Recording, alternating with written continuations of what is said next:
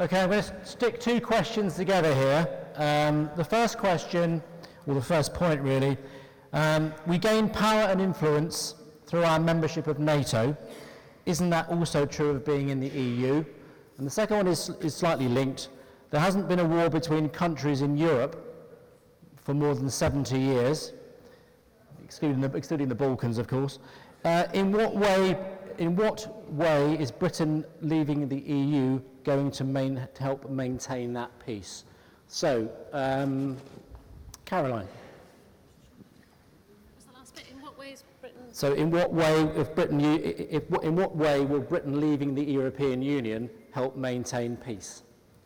Leaving the European? Yes. Right. Okay. Well, I think one thing that needs to be said is that we have punched above our weight in the EU for decades. We've had more representatives than we should have had. The number of MEPs is divided by, each country has a certain number of MEPs, and we have had more than our fair share. We've had more say in nominating commissioners, and therefore more influence over European legislation. And just coming back on something that Anne said earlier about legislation and laws, it's probably worth noting that the British government has voted against EU laws that are being decided on. Only 2% of the laws that have been agreed since 1999 are laws that we voted against, if that makes sense. So we only lost 2% of the legislation. 95% of the legislation made by the European Union was legislation that we wanted. We were on the winning side, we were in favour of. So this whole idea about them imposing laws on us that we didn't want is absolute nonsense.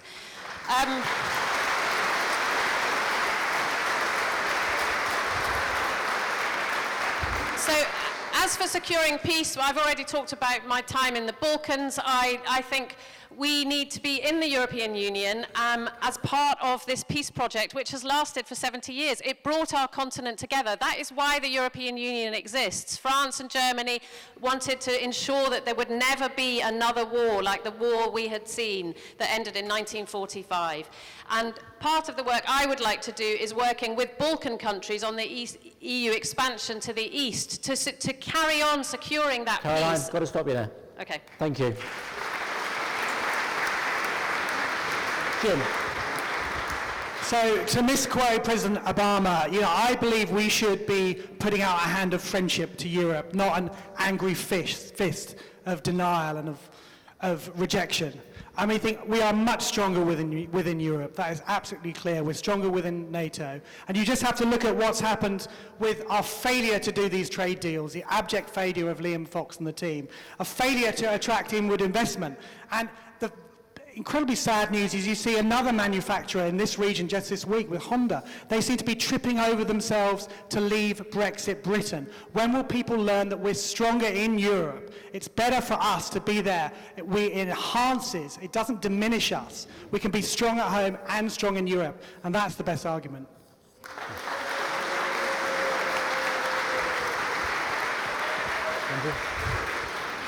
Can I say, it's fitting to say this in a church, that in the last referendum, I thought on the Remain side of the argument, the best video made by far, and the one that had the largest number of hits, was Gordon Brown walking through the ruins of Coventry Cathedral under the slogan, "Lead, not leave." And that is what we should be doing as a country. We should be leading, not leaving in Europe, not least to maintain the peace and the security and the stability of Europe, which are crucially tied into our collective membership of both NATO and the European Union, which are two sides of the same coin, because security and prosperity always go hand in hand. And when you undermine prosperity, security is the next thing that falls. And when we heard, and I thought what Cal said earlier about the Balkans was extremely moving. Remember, the reason why the Balkans fell apart is they were in neither NATO nor the European Union.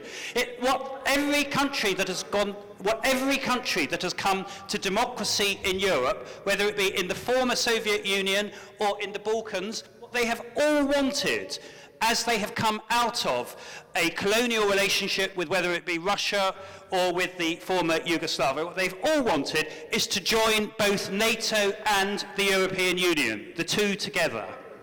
And if you don't believe the seriousness of the threat, look at what is happening at the moment in Ukraine. half of it invaded by Russia, the other half threatened by Russia. Do not imperil our security. What we should do is lead, not leave. Molly?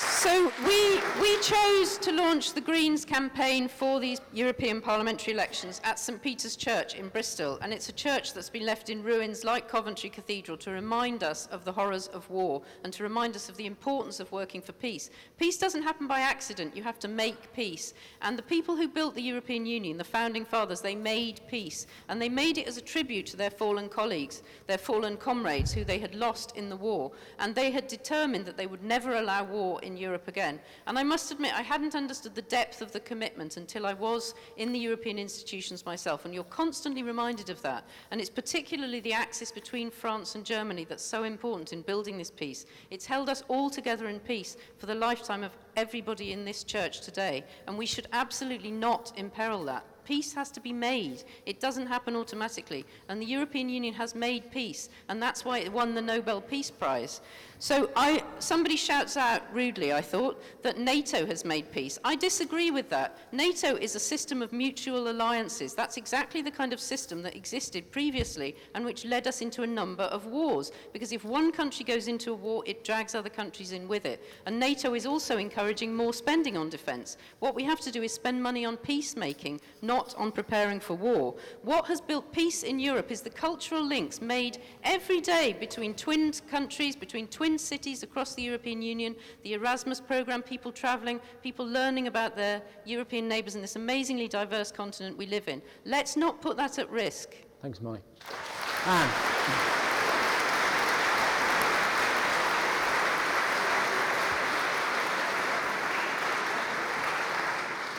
So now we've got the latest Remain scare story. Leave Europe, we'll have a war. Oh, come on. What has kept the peace in Europe has actually been NATO.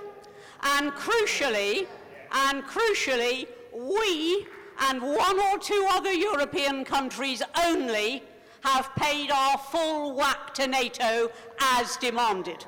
That is what we have done. We do not owe peace to the European Union, we owe our peace to NATO. But let me also just say this about what was said passing our laws. And you were told that we've only been governed by 2% of laws that we opposed. I lived through 7 years as a government minister in departments, namely Social Security and Employment, which was dealing with the EU all the time. And I can tell you what happens. They propose a law which we radically oppose. We make concessions, we negotiate, they make a few concessions, we end up with something and we are asked, will you vote for that?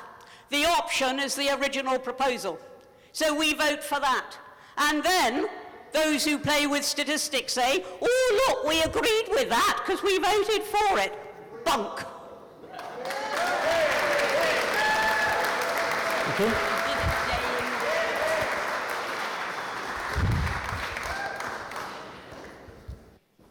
I'm not going to reiterate what Anne said about NATO. NATO made peace. I could stand here and say I was responsible for putting a man on the moon, but I didn't exist when that happened, in the same way that the EU didn't exist when NATO brought countries together after the war. Now, I think there's a really risky thing to be said, that ever closer union is going to mean peace. If you bring people together from different cultures who don't want to be ever closer, then that is when you will see populist uprising of people saying that they do not want to be closer. Now, it is essential that we have a good relationship with our cousins across the EU and the rest of the world, and there are a number of organisations where we participate in that, whether it be the G20, NATO, the UN.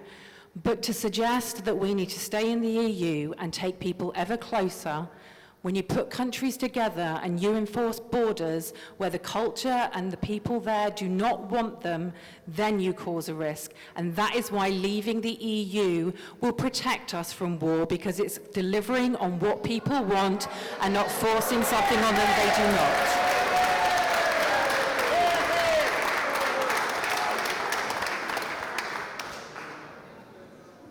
I think basically there's two sides of what I'm going to say.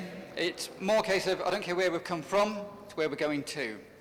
And the first one is there's only two credible fighting forces left in Europe, the French and us. But the EU wants to take us off us. They want to create a European army, basically. Now the problem I've got with that Please is... listen. Now, the problem I've got with that is we, as in the UK and France, will be paying for it, while Germany has massive profits. You know, we are in deficit, they're not. Who's standing the cost of all this military? That has to be paid for. Every once in a while, you need a big stick. Even if you want peace, you need a deterrent. And moving on to my biggest concern is there's the Eurogen force, which is a European military police force. Now, I believe this is something about 2,000 people in it at the moment. I don't know the exact number. It's small. It doesn't matter. That, to me, is a very big concern because its remit is anti-riot anywhere in Europe. So the EU can send 2,000 riot police from anywhere in Europe here tomorrow, and there's nothing we can do about it. Add that...